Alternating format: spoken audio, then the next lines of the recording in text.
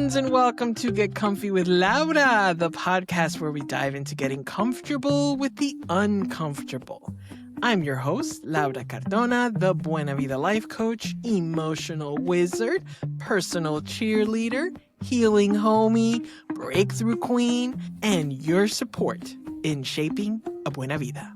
If you're ready for more than just listening, I've got all kinds of juicy goodies over at my website, buenavida.life, or come say hi on all the socials at Buena Vida Life Coach. Quick note for new listeners, because your time matters, I've trimmed the long hellos and intros so we can jump straight into the good stuff. Of course, all of our guest info, bio, links are in the show notes at the end of the episode and all over social media, so you won't miss a thing. All right, y'all, let's go get comfy with the uncomfy. Get comfy with the uncomfy. Don't hide it. I feel it. El camino es crecer. I rise again. Get comfy with the uncomfy. That's where I find me. So today we're talking about boundaries. And it's a big one, y'all. At a very young age, we are told not to trust ourselves. Let me explain to you how. You remember when something weird would happen? Something scary, something that just shakes us up, right? And we cry and we have some kind of reaction. And what do the adult, the parents, whoever the guardian tells us? Everything's okay. No llores, está bien. Everything's okay. Don't cry. But we're seeing something that is wrong, something that instinctively we thought to ourselves, something's wrong here. So I'm scared. And they tell us not to be scared. And right then and there, that's when we begin to not trust our instincts. No blame to the parents, no blame to the guardians, no blame to the adults. They're adults just like we're adults, and none of us know what we're doing. But now we are grown. Now there's more resources. Now there's more people like me and a lot more people out there teaching us things and learning things. And it's time to outgrow, let go, and move beyond some of that stuff that just doesn't serve us. So today we are talking to expert boundary coach, Miss Janis Hillard. Let's get into it. Miss Janis. Yay! Thank you for coming and joining us today on the Get Comfy with Laura podcast. What does it look like to not have boundaries? I can only speak, well, not only. I'm thinking for me first, because, of course, as you know, we are our own first clients. So not to have boundaries is you let people walk all over you, meaning family, friends. You don't have any fences. You don't have any opinions. And people around them make the decisions for them. They're okay with letting people make the decisions for them. They're okay letting people talk a certain way to them, whether it's family or friends, whether it's strangers. They don't have any opinion towards that.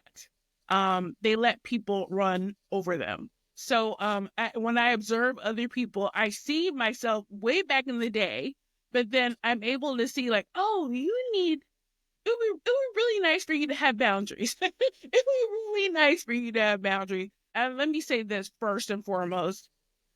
Your boundary with yourself, you talk a certain way to yourself. Like you make excuses for other people. You make excuses for why you're in the situation, wherever it may be. You are that's the first thing that you do. And then it's other people. And then it starts the other people. If that makes sense. It does. Talk about, I love that you started. You said we are our own first clients, because that's what it is, right? The reason we do the work that we do is because, hey, I was there once. I did some work. Now I'm an expert at this. Now I can teach you how to get there without all that suffering that we had to do, y'all. So, yes, for sure. The excuses that we make up, that there's a bunch of stuff that you said that really resonated. But what are some of the excuses that we make up for some people? What are some examples that you've heard? When it's simple as I told my one of my clients before, she was just saying about a movie, that she was talking about her friend. Like, she always picks the movie. She always wants to see a certain type of movie, excuse me. And I asked her, well, do you like that? Do you hate those types of movies? She was, not really, but she's my friend. So, she likes it. So I go with her. We want to spend time with each other. But I went back to, but do you like the movie? And it's just that simple. It's almost just that simple, is you letting other people decide for you. You don't want to rock the boat because you're a people pleaser. That's also one of the hallmark of people who need boundaries, is that they want to people please, and people think people pleasing is for other people. But no, people want to please other people. And if you love them and if you like them, you want them to be happy. You have to be psycho. So if you want, like, for the instance, for my client who's talking about her friend, she wanted her to be happy. But when I asked her, well, what about you? What kind of movies do you like? She honestly didn't know. So I've seen clients in that little bit of just that type of example do that. They put other people's needs before them. And it's just as simple as like a movie. It's just as simple as like talking, as simple as your parent saying something you don't like. And you just accept and you make excuses for, because they're your friend, they're your spouse. They're your loved one. Yeah, they're your loved one. And they love me. Yes. Which doesn't, so in, that's the one that I've heard a lot, but they love me. I've even said, what am I talking about? I said that. This is someone who loves me. This is someone who supports me. This is someone who's been there for me for years. Mm-hmm. Why are they so mean to me? Like, why are they saying so mean things to me? So that's what I'm starting. It's sort of, what does it look like? What does it look like to not have boundaries? For me, not having boundaries, what that led to is resentment. Me secretly resenting the person and just being like, how come you don't know? How come you're treating me this way? Knowing I never said don't. I never said don't. Now we'll get to when I've actually now begin to say no. And they're like, I don't care. I'm still going to treat you like shit. Now, that's different, right? We're going to get to that. We're going to get to that, y'all. Yeah. But for me, in the beginning was that resentment. I start feeling like, how come I'm mad at this person? Mm-hmm. How come I feel like I'm not loved? People are not going to know your limits unless you tell them. I.e., if they do some type of behavior that you don't like, which is what boundary, unacceptable behavior that you don't like, or whatever it is, and you tell them, hey, I don't like that. If they continue to do it, that's when you have to enforce it, reinforce it, and then walk away. But if you don't, it turns into, why don't they get this? Why don't they understand? Why is it a problem? Why are they picking on me? It becomes a whole avalanche of negative self-talk in your head. It becomes all this. And then we don't know, like, how it ends with the relationship, if it ends with the relationship, if it ends, period. But resentment always is the manifestation of not having boundaries. Always, always, always, always. Which I found only hurt me. It didn't affect them. That was also a turning point for me in terms of boundaries. Yeah. They're the ones who are benefiting off me not having any boundaries. Mm-hmm. They're okay with me not having boundaries. The minute I start having boundaries, that me having that resentment, that all that did was just tear me up inside. It didn't do anything to them. And this is why we're having this conversation. So now we know what it doesn't look like. Let's go to, what is a boundary? I like to think of it as the moment where you say something's not okay. This isn't okay. It's just as simple as that. Something's not okay. I think you said that really perfectly. And that's why I always tell people, is trust your instincts. I don't think we do that anyway, as women of color who I work with anyway. Like, we don't trust our instincts. We have beautiful instincts. We have great instincts. Women naturally anyway. But we do. So if that kernel of, hey, something's not right. Why? I always say this, and I'll go back. If you have to ask why, like, why did she have to pick the movie? Why do we have to always go to this restaurant? When you ask why, that's your first inkling that something's not right, which is what you pointed out, your intuition. At the beginning of the episode, I talked about how we learn not to trust our instincts at a very young age. Something scary happens, right? What do our parents? Mhm. What does the adult do? Tell us it's okay. It's okay. Don't cry. Everything's okay. Mhm. And then you're like, okay, but it didn't feel right. Something's scary. That scared me. So I'm wrong. So I had a Mhm. feeling. I had a gut instinct that I'm wrong. Yes. And the adult who knows better, they don't. They They know better. Told me I'm wrong. And there it begins. How can someone begin to get to a space where they start trusting their instincts? So it takes you being self-aware, and that's a big, huge coaching word, but it's being present in the moment and saying, how do I feel? Taking that split second and saying, how do I feel in this moment? Do I really want to see this movie? No. It's listening to yourself and believing yourself and saying, hey, putting yourself first. I don't want to see this movie. Okay. So I don't want to see this movie. And that's so hard to do because we're not conditioned to do that. But we have to start doing that. If we're going to get better, we're not going to feel resentment. We don't want to feel resentment, all those things. We have to start being present in that moment because you're going to feel it. You're going to feel, whether you're sitting in the movie later on, watching the previews, you're going to feel, I don't want to see this movie. Intuition or your feeling is going to come up. But if you listen to it before, like when it's telling you, hey, I don't want to see this, I don't want to do this, whatever, I don't want to be a part of this conversation, whatever it is, you have to listen to it. And I think the conditioning is don't. Just move on. Just go, just pat on the head and let's go. So everything's okay and keep on trekking. Absolutely. Yeah. It seems odd to take the big whole picture of the work that we do as coaches into one sort of thing, right? To minimize it, but it really is about listening to yourself. It's about listening to yourself. And it is awareness, self-awareness is such a big word, and it's a, buzzword or whatever people say, but that's where all of this work starts.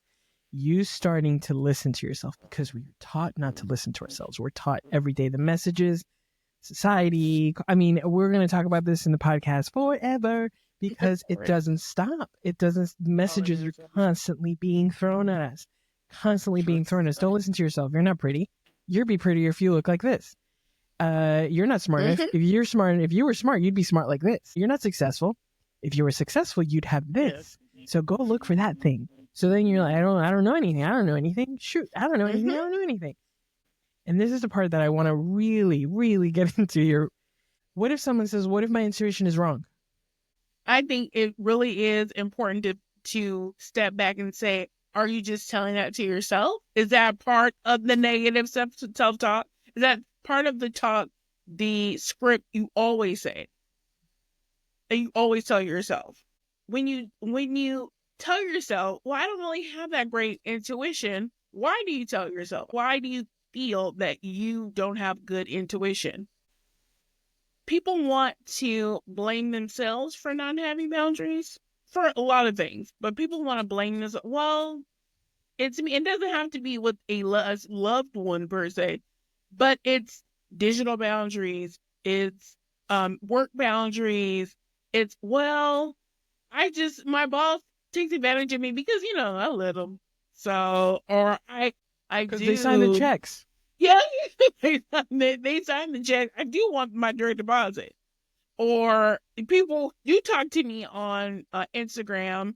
And so what am I supposed to do? Not respond?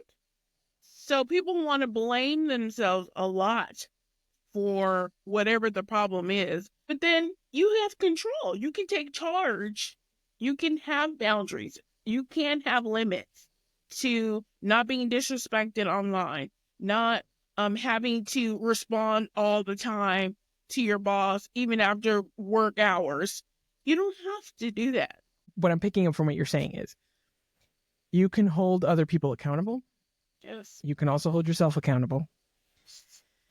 And I want to get into, well, what if when you hold someone accountable, it leads to drama, or it leads to something even bigger than that? Drama, drama can encompass a lot. What if it actually leads to like you losing the relationship, you losing the love? I mean, it could lead to a lot. So what happens when you get to a place where you're like, if you start holding yourself accountable and then you start holding that other person accountable, and that can lead to some pretty intense consequences. We as humans always think about the catastrophe first. You know, it's easier to think about, well, what if I do this? Then what if that happens? So yeah, and if that happens, can't happen. Just like you said, it can happen. But I always tell people before we start enforcing boundaries, before we have to really start having a plan about enforcement or whatever, we have to think about, we have to go back to how do you feel and how do you think you're going to feel? I try to focus on how are you going to feel once those boundaries have been enforced? How are you going to feel afterwards? I believe that boundaries are not walls. I know people say that a lot. People say, well, I've erected my walls, so I don't have to worry about that person anymore. But I believe that they're fences. The reason why I say that is because you can let people come in and then you can let them go out. You can point them the direction to leave. I have a lot of people outside, or I've had people outside my fences, but I don't have walls, because I think walls you have to break down, and it also, just like we talked about before, it also affects you. It's having to tear down walls, having to build a wall, right? Having to build a wall. It all takes your effort. It's an expense of you. So a fence, I can let people in and then let people out. The relationship may change, and it will change because you have boundaries, but it may be for the better. It may be your mother will end up going, yeah, that's true, or like, oh yeah, that's true. But you'll have this relationship that you didn't have before. It will change. I want to sort of piggyback off what you're saying. Where I go with it is we talk so much about how scary it is to cut the cord, to take the leap, to do the thing, but we don't talk about how scary and how really taxing, and that's not even, there's not, how deep it is, how to stay in how uncomfortable it is to stay in the situation that you're in. Mm-hmm. If you measure them, if you stay, it's always going to be tougher. Because your light, your soul, there's something that's being diminished little by little, little by little, little by little. Mm-hmm. So this is from all angles. From the movie, if you stay in those positions, and this is some deep shit we're talking about here, and I don't want to make light of it, but it's real. No. If we think of, but it's so hard to get out. Yes, but it's also hard to stay in. So make a choice. Yeah. Make a choice. That's what it is. You got to make a choice.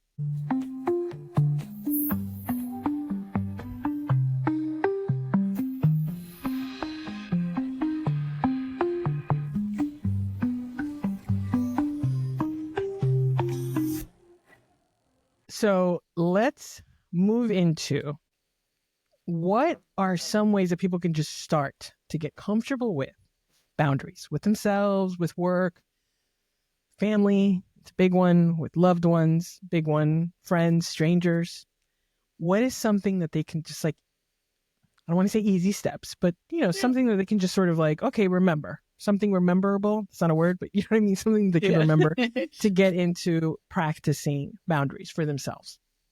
I think that's a really good question. I always tell people, before you start listening to yourself, because that's huge, before you start listening and taking the time to feel how you feel. So I think I would tell people 5 minutes to just be with yourself every day. However, from a minute to 5 minutes, and then you can work yourself up from a minute, do a minute of just how do I feel?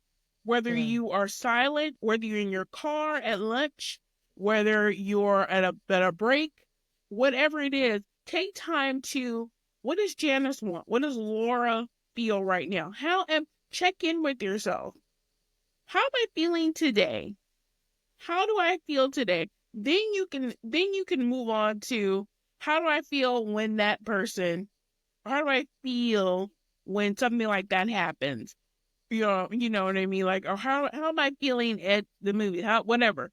But starting with yourself, it's so important because I believe that we don't take the time to focus on ourselves. We find that it's just weird. And the messaging is, you're weird if you do that. It's very hoity-toity to sit and journal That's or the to white sit. people. Exactly.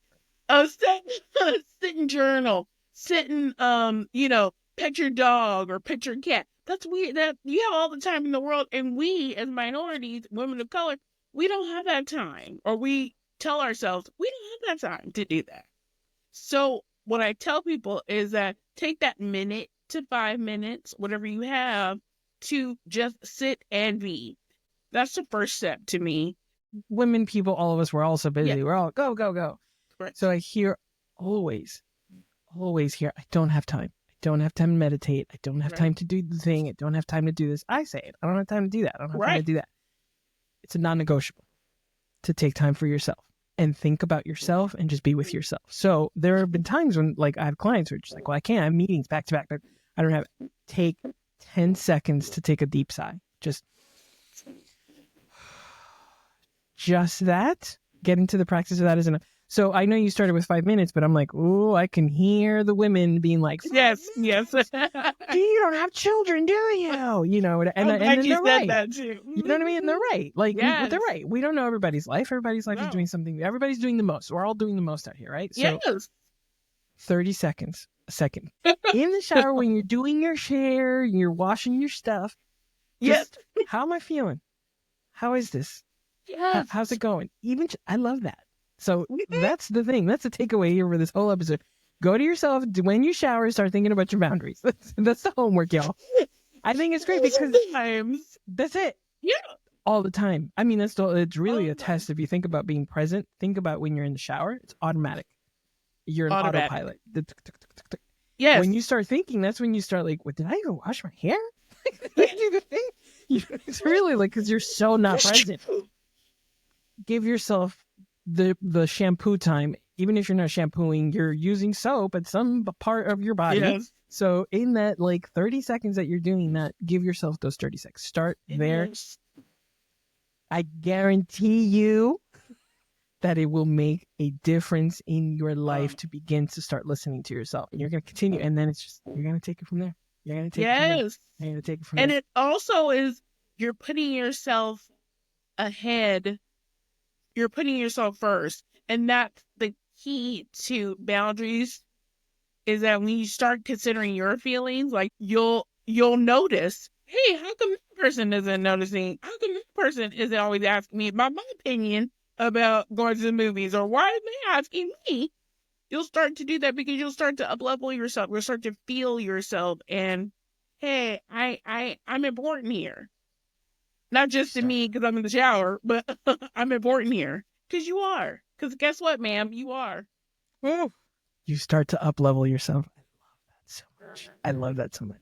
On that note, Miss Janis, where can people find you to get all up in their boundaries? Where can they find you? What are you offering? What are you doing? Tell me all the things. Of course. You can go to my website, which is janishillard.com.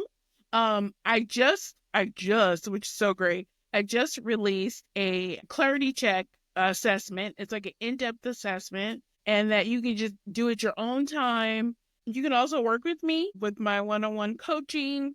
I have a signature program called Beautify Boundaries that you work one-on-one with me. It's up to 2 months, 4 months, even 8 months. You can work with me and we can go over like step by step how you acquire boundaries, how you can get them. I work with you wholeheartedly that we get to the end. We get to the end. If we get to the enforcement, we have to enforce. I am there with you step by step. You can find that at my website. You can find me on Instagram, which is at BeWellSis_coaching. I'm always on there. And YouTube, I have a page where I talk to people and then I kind of give educational information. The same thing, BeWellSis coaching. So yeah, I have a lot of different things. And you have a newsletter. Yeah. I do. It's a one time per month newsletter. But I also have a if you don't want to get the assessment right now, there's a free quiz that you can get, a boundary quiz, and you can find that on my website too, and you can get that and download that. Yeah. So yeah, Get I'm up all about helping into people.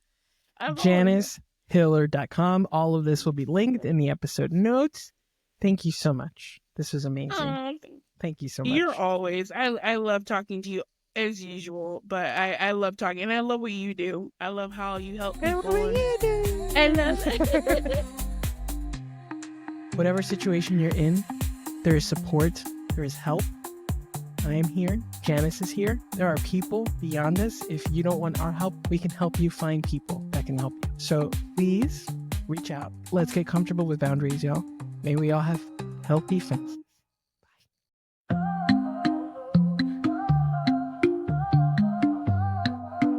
Get comfy with the uncomfy. That's where the magic begins. Thank you for tuning in and spending some time with me today. And we all know the podcast spiel. If you liked what you heard, please make sure to subscribe, follow, rate, drop a little love in the reviews. It really does help, and it helps spread the word. And hey, if you know someone who needs this, any of this, in their ears right now, please share the episode with them.